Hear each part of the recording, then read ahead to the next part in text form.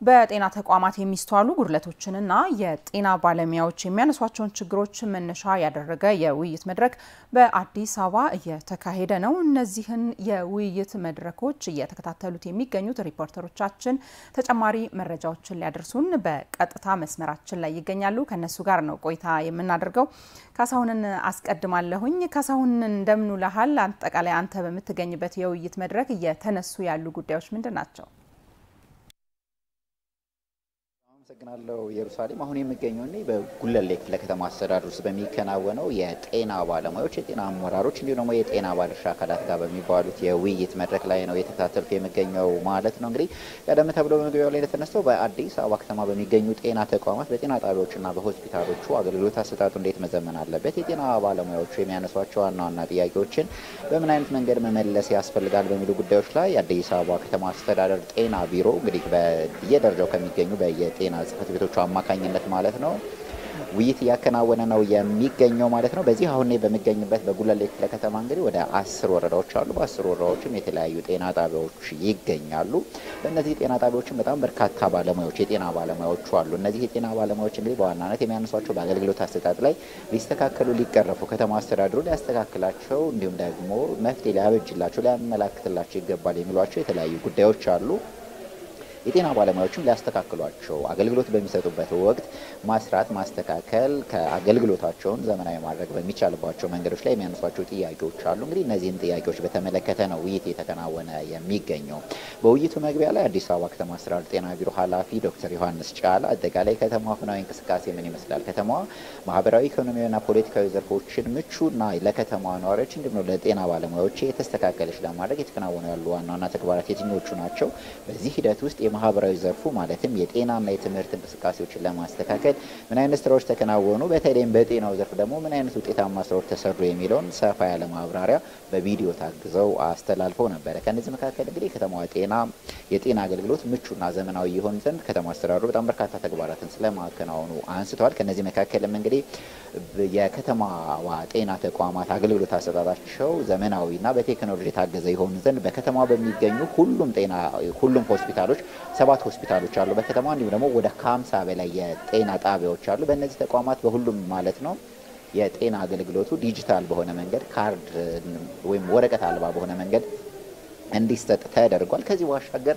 ከቅርብ ዓመታት በፊት የነበረው አገልግሎት አሰጣጥ በጣም ደካማ የሚባል ነበር። እንዳጠቃላይ እንደ ሀገርም የጤና ፖሊሲው በሽታን መከላከል ላይ ትኩረት ያደረገ ነበር። አሁን ግን በሽታ መከላከልና አክሞ መዳንን መሰረት ያደረገ በመሆኑ ሆስፒታሎችና ጤና ጣቢያዎች የተሻለና ዘመናዊ አገልግሎት እንዲሰጡ ትኩረት ተደርጎ በመሰራቱ አሁን ጤና ጣቢያዎቹ ጭምር መካከለኛና አነስተኛ የሚባሉ ቀዶ ጥገና ሕክምናዎችን ማድረግ ጀምረዋል። ሙሉ የወሊድ አገልግሎት መስጠት ጀምረዋል። ይህ በጣም ውጤታማ የሚባል ነው። በአመት እንግዲህ ከተማው ወደ 95000 የሚደርሱ ሰዎችን ቀዶ ጥገና ህክምና ማድረግ የምትችልበት አቅም ስለመገንባቱ ነው ያነሱት። የጤና አገልግሎትና ተደራሽነትን በስፋት ለማከናወን የተከናወነው ፍትሃዊና ተደራሽ ይሆን ዘንድም ጤና ጣቢያዎችን አዳዲስ ጤና ጣቢያዎችን መገንባት፣ አዳዲስ ሆስፒታሎችን መገንባት እንዲሁም ደግሞ የጤና ጣቢያዎችን ደረጃ ማሻሻልም ባለፉት የለውጥ ዓመታት የተከናወኑ ዋና ዋና ተግባራት ስለመሆናቸው አንስተዋል። በዚህ ሂደት ውስጥ ግን የሚስተዋሉ ጉድለቶችና ችግሮች መኖራቸውን ጤና ቢሮ ኃላፊው አንስተዋል። የጤና ባለሙያዎችም በዚህ በውይይታቸው ላይ እንግዲህ የተለያዩ ጉድለቶች መኖራቸው አንስተዋል። አንዳንድ ጉድለቶቹ ባለመናበብ የጤና ባለሙያና አስተዳድሩ ባለመናበብ የጤና አመራሮቹ ባለመናበብ የተከሰቱ ጉድለቶች ናቸው።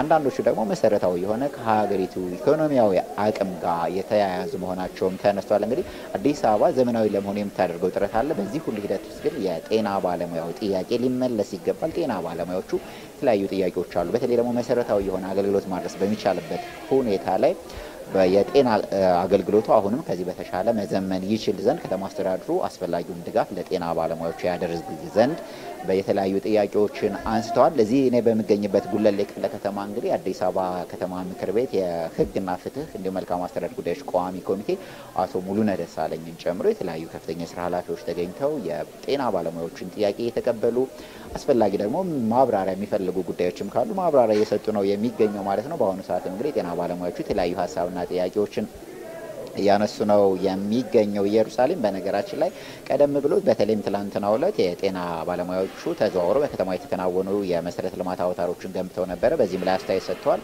ከተማዋ እጅግ ይበል የሚያሰኝ ግዙፍ መሰረተ ልማቶችን በአጭር ጊዜ ገንብታ እያከናወነች መሆናቸውን ጠቅሰው ይህም ተጠናክሮ መቀጠል እንዳለበት የጤና ስርዓቱ ላይ የሚስተዋሉ ችግሮችን ለመቅረፍም በትኩረት ሊሰራ እስካሁን የተጀመሩ ስራዎች ተጠናክረው ሊቀጥሉ እንደሚገባም አሳስቧል። ለአሁኑ ያለኝ መረጃ ይህንን ይመስላል። ኢየሩሳሌም አመሰግናለሁ። ካሳሁን አንዱ ዓለም። ወደ ሀብታሙ ሙለታ ልምጣ። ሀብታሙ ሙለታ እንደምን ውለሃል? አንተ በተገኘህበት የውይይት መድረክስ የተነሱ ሀሳቦች ምንድናቸው? መረጃዎችን ጠቅለል አድርገህ ብታጋራ።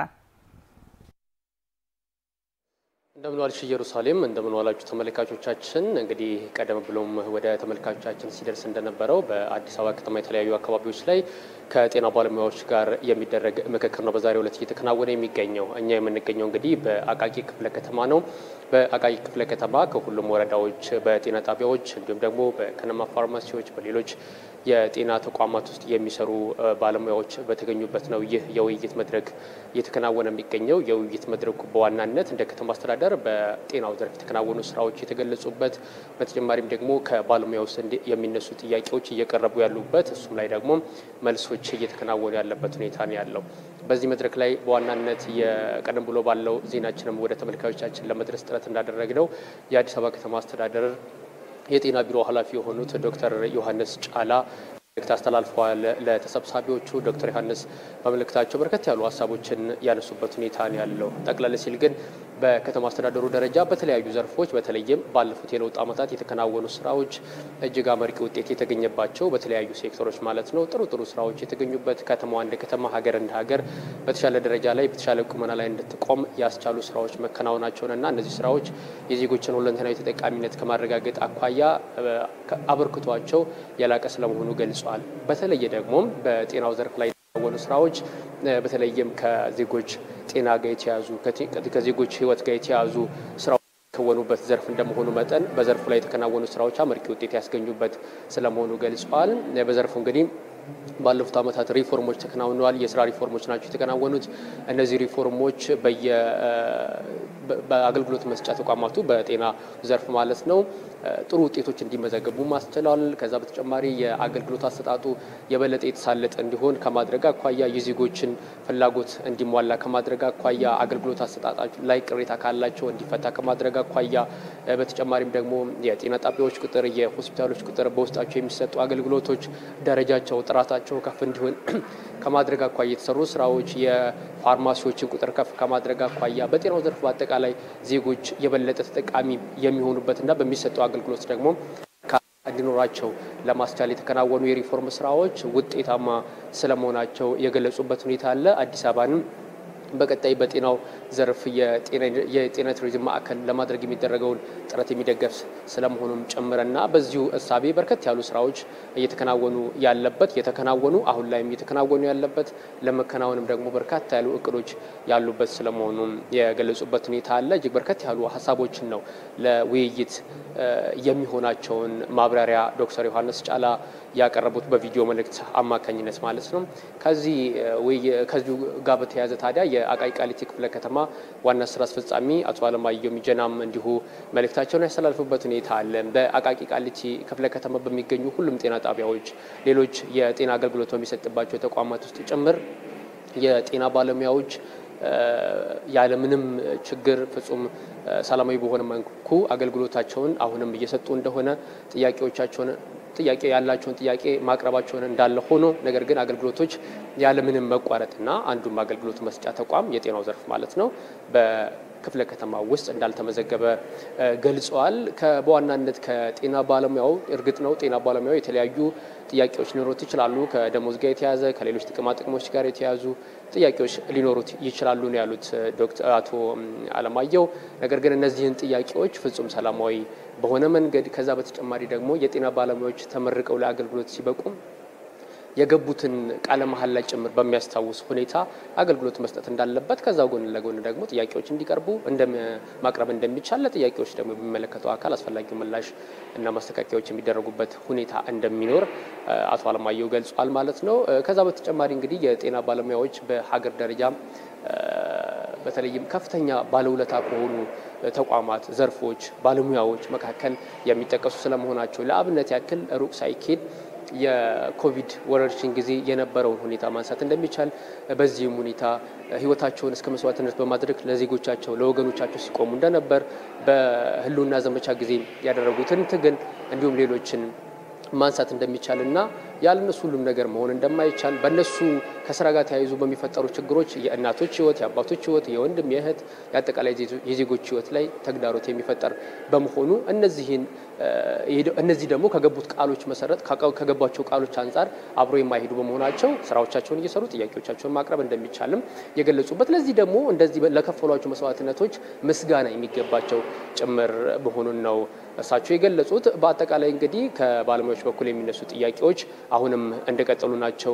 ያሉት። በተነሱ ጥያቄዎች ላይ ደግሞ ምላሽና ማብራሪያዎች ይሰጣሉ ተብሎ ይጠበቃል። ኢየሩሳሌም አመሰግናለሁ። ሪፖርተሮቻችን ካሳሁን አንዱ ዓለምና ሀብታሙ ሙለታ በጉለሌ ክፍለ ከተማና እንዲሁም በአቃቂ ቃሊቲ ክፍለ ከተማ የተካሄዱ ያሉ የውይይት መድረኮችን ተከታትላችሁ ስላጋራችሁ መረጃ መልካም ቀን ይሁንላችሁ።